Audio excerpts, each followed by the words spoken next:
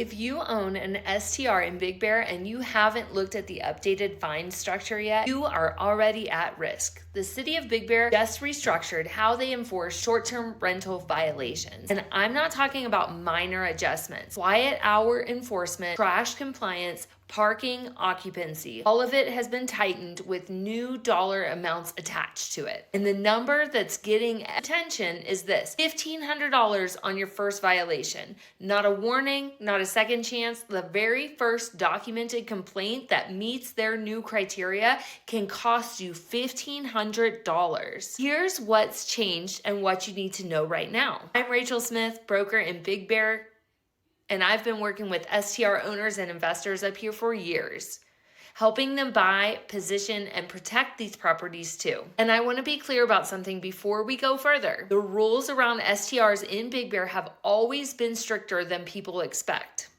when they first buy here. But this recent update from the city is different. This isn't a reminder or a gentle nudge. They've restructured the fine schedule, clarified the enforcement triggers, and made it easier for neighbors to file documented complaints. If you're operating an STR right now, you need to know exactly where the lines are. Let's start with the fine structure itself. The city of Big Bear Lake updated its enforcement schedule, and now the very first violation fine is $1,500. If you've had your STR for a few years, you might remember when violations were more graduated. A warning first, then escalating fees. That's changed. Under the new structure, a first violation that's properly documented can result in a $1,500 fine immediately. Second violations go higher, and the repeated violations can trigger a suspension or revocation of your permit.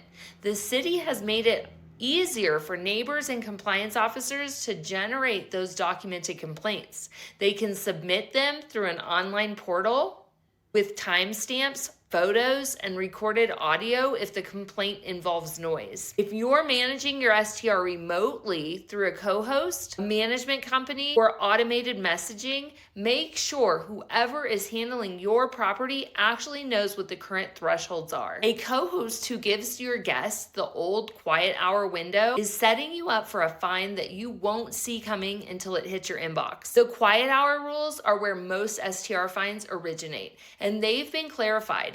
In the city of Big Bear Lake, quiet hours run from 10 p.m. to 8 a.m. That means no amplified music, no outdoor gatherings that generate elevated noise levels, and no hot tub use that disrupts surrounding properties, all during that window. This matters more than people think because quiet is a city ordinance doesn't mean silent. It means your guests can't be the loudest thing on the block. For properties in Moonridge or near Bear Mountain, where lots tend to sit closer together, and the summer crowd gets louder, this is the enforcement zone to watch. The city is also paying closer attention to graduation parties, bachelorette weekends, and large groups booking during summer peak. If you're not setting clear rules for your guests in your pre-arrival messaging, and if your listing isn't showing an accurate occupancy cap, you are vulnerable. I recommend being very direct in your messaging. Quiet hours start at 10, no exceptions, no violations.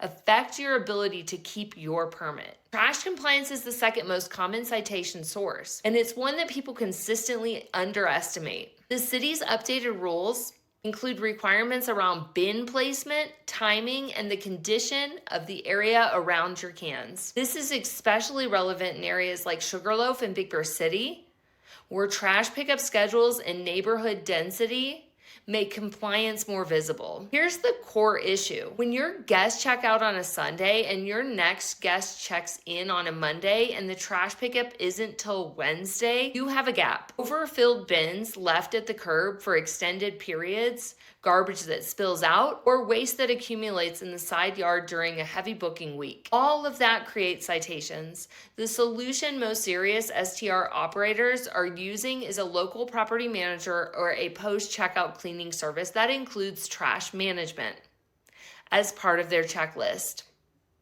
If your current cleaner isn't handling bin placement and checking for overflow, that's a conversation worth having before summer hits full stride. Here's the part that matters most for your investment. Long term, your STR permit is not guaranteed to renew. The city reviews permit holders during the annual renewal cycle, and a violation history affects that review. If you're new to owning an STR in Big Bear, maybe you bought in Fawnskin or Boulder Bay and you're just getting your operation set up, this is the time to before you accumulate a record. For existing operators, do a quick audit right now. Pull your permit, read the current conditions to it, and compare what you're doing against their updated fine schedule. Check your listing. Does your posted occupancy match what your permit allows? Does your listing include your permit number as required? Is your check-in documentation current? These are the things a compliance officer will look at before they knock on your door. And if you're considering buying an STR property in Big Bear right now, which is a conversation a lot of buyers are starting to have as summer inventory tightens, you need to know that the permit waitlist is still active and not every property is eligible, and that these new enforcement rules apply from day one. Don't buy based on projected Airbnb income if you haven't confirmed the permit situation with someone who knows the current landscape. If you're thinking about buying or selling or just trying to protect what you already have in Big Bear, I'd rather you have the right information than make a $1,500 mistake or a much bigger one. Go to buyinbigbearlake.com and reach out directly. I work with buyers and sellers across Big Bear Lake, Moonridge, Fawnskin, Big Bear City, and everywhere else in between. I know the permit process, the market, and what these compliance changes mean for property values. Let's talk before you make your next move. Short-term rental income in Big Bear is still real, and it's still one of the best ways to offset the cost of owning a mountain property. Operating environment has changed and the rules are getting enforced. Knowing this stuff keeps your permit intact and your income stream protected. I'll see you in the next one. Bye.